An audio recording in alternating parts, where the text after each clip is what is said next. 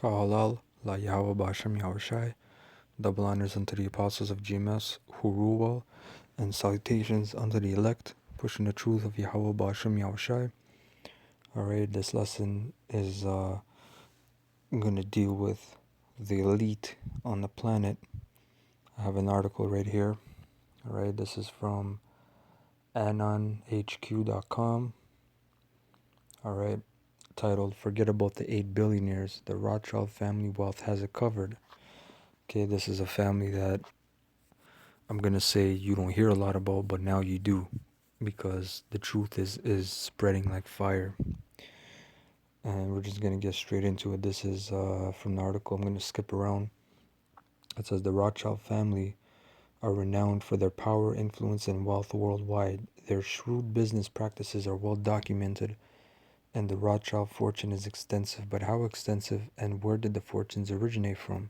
In a recent article, we covered 8 billionaires who hold the equivalent wealth of the poorest half of humanity. In simplistic terms, the richest 1% hold a total of 48% of the world's global wealth. Obscene as these figures are, there is more information to add. In recent reports and extensive research, the Rothschild family, or the House of Rothschild, and its wealth has uncovered some unfathomable details. Investopedia highlights not only the historical context of the Rothschild family, but the reported current holdings of $2 trillion in assets today. Alright, that's not billion, that's trillion. According to some, the estimates sit around a net worth of more than 350 billion when family members' wealth is combined. Essentially, this makes the House of Rothschild the world's wealthiest family of all time, and that's not a coincidence. And we're going to get into it. It says a climb from humble beginnings. Believe it or not, the Rothschild family, or the Rothschild name, was not always synonymous with grandeur and extravagance. In 1744, Meyer Rothschild was born and then raised in a Jewish ghetto in Frankfurt. The ghetto served as a barrier between Christians and Jews, and making a decent living was difficult. So these devils, they're Khazars. Khazars are converts that converted to so-called Judaism around 740 AD under Kagan Bulan.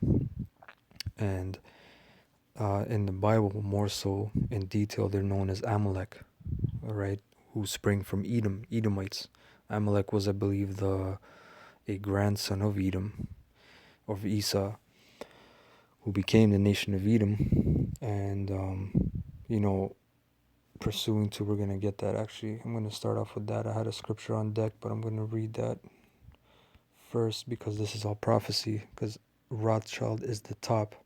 You have other families like the Rockefellers, the DuPonts, the Gettys, Oppenheimers, very influential families, but Rothschild is the creme de la creme, so to speak. This is Numbers 24 and 20. And when he looked on Amalek, he took up his parable, which is a dark saying or a metaphor or a symbology, something that is, in layman's terms, something with meaning, but it's in a hidden form.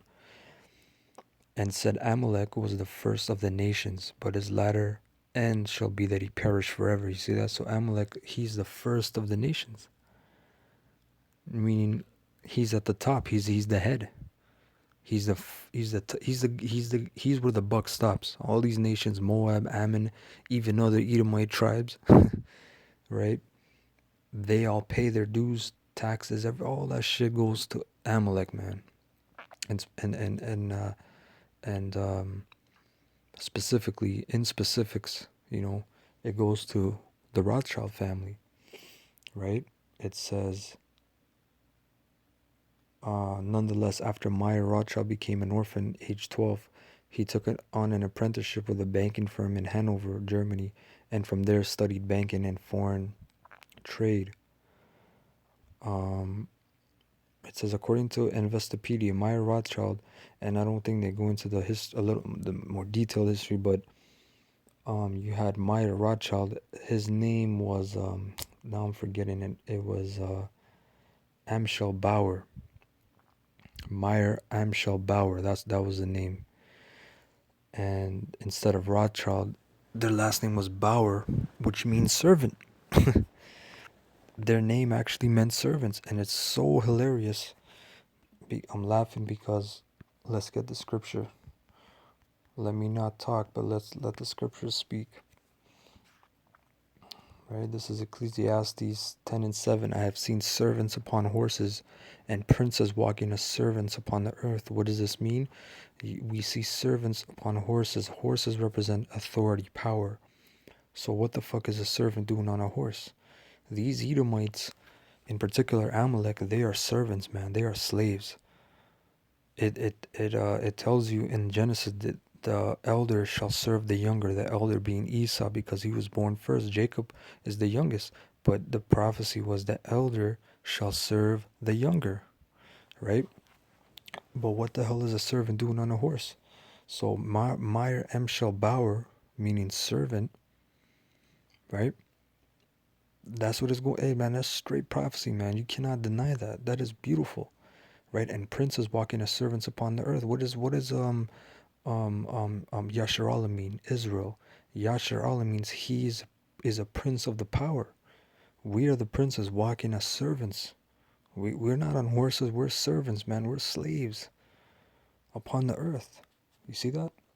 So this devil Meyer Amschel Bauer, he said, man, we gotta change that name because we're coming into power. So they changed the name to Rothschild, which Apostle Tahar, I remember, and Apostle Gabar, they went into this deep, man. How Rothschild literally means red child. Roth means red. All right? Child. So what the hell does that mean? What does the word Edom mean? Edom Adawam in Hebrew means red.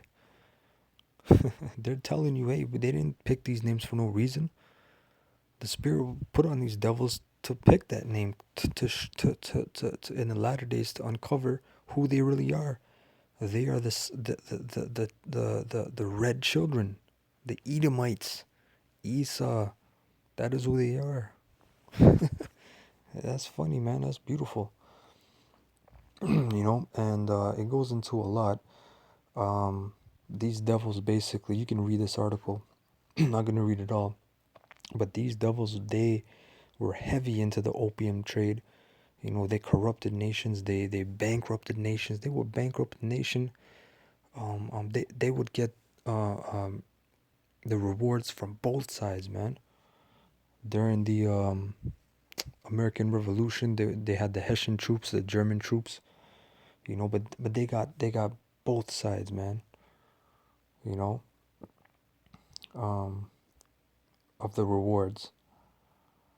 It goes into it, man. You know, and there's a documentary. I believe it was called. Man, this was years ago. The Secret Rulers of the World. That was a great documentary. That was like a 20-something part documentary going into the history. It goes off a lot because they try to discredit the Bible, which you cannot. But it goes into the Rothschilds, right? It goes into the Rothschilds, and this was an old documentary, maybe from the late 80s, early 90s, because the quality of it was, old.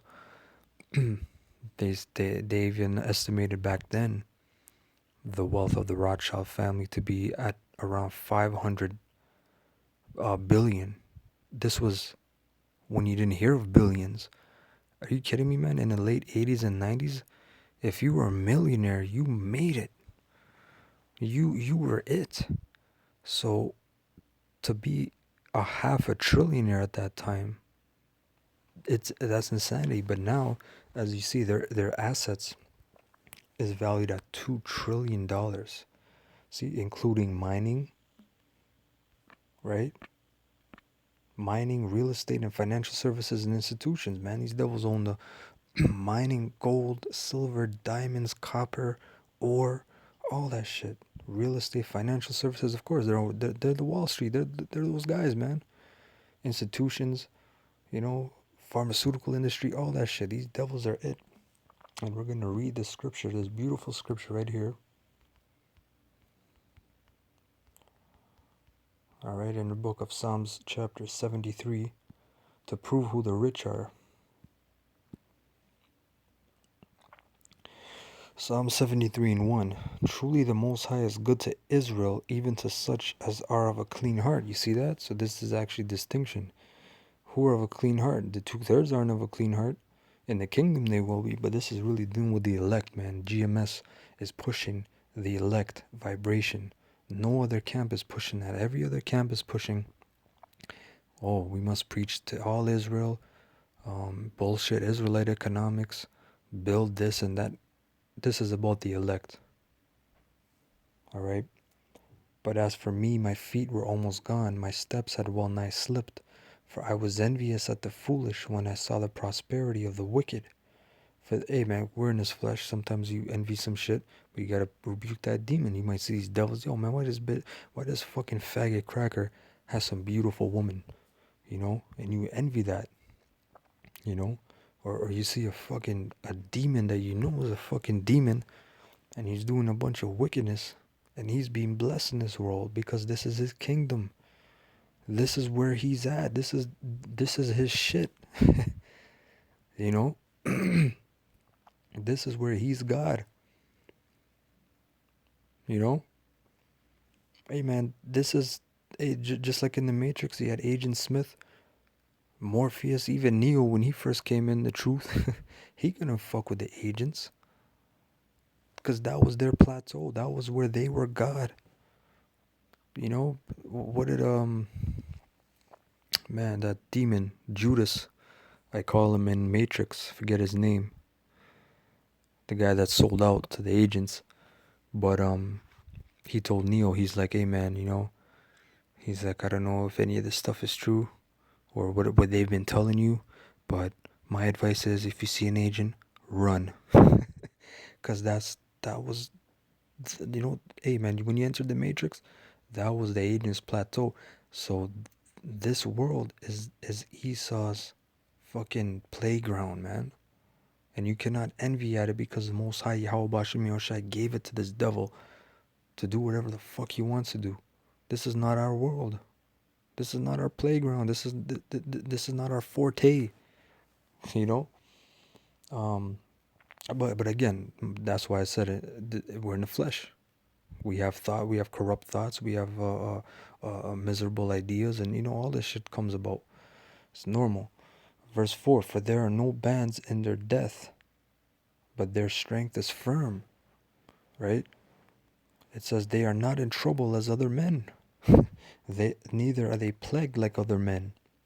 Therefore pride compasseth them about as a chain. We're talking about people that they don't know what a hard day's work is. They don't know what work is. They just count numbers, digits. That's all they do, man. They just talk business. You know, their day is galaxies away from the average Negro, Latino, Native American. I'm laughing because I can't even fathom how their day is, man. Even in that movie, Trading Places, that was a low-scale Edomite in the beginning of the movie. When he woke up, his butler was making him the food, and you know he was shaving his beard, and he opened the limousine door. That was a low-scale Edomite. That was a Edomite that was maybe not even a millionaire in the 80s. His bosses were millionaires, you know, but you know, their life completely is a complete reverse of the average Negro, Latino, Native American in the ghetto, in the barrio, and then on the reservation. It's just a complete opposite. Like if you think of pain, you know, just think of the most painful and troublesome, depressing time in your life, and then apply that to the complete opposite. Take all that pain and all that energy, and just imagine the complete opposite. You know, that's how their life is. Verse 6: Therefore pride compasseth them about as a chain, violence covereth them as a garment. Their eyes stand out with fatness. And what was one of the blessings of Esau? The fatness of the earth. Substances, man. They have more than heart could wish. They are corrupt and speak wickedly concerning oppression. They speak loftily, right? These devils, oh, we don't care, man. We stole this land. We took you Negroes and we did what the fuck we wanted with you. We made you build all this shit, and then we don't even give you credit for it because you speak proudly. They said we're gonna build a wall for the Mexicans and all this shit.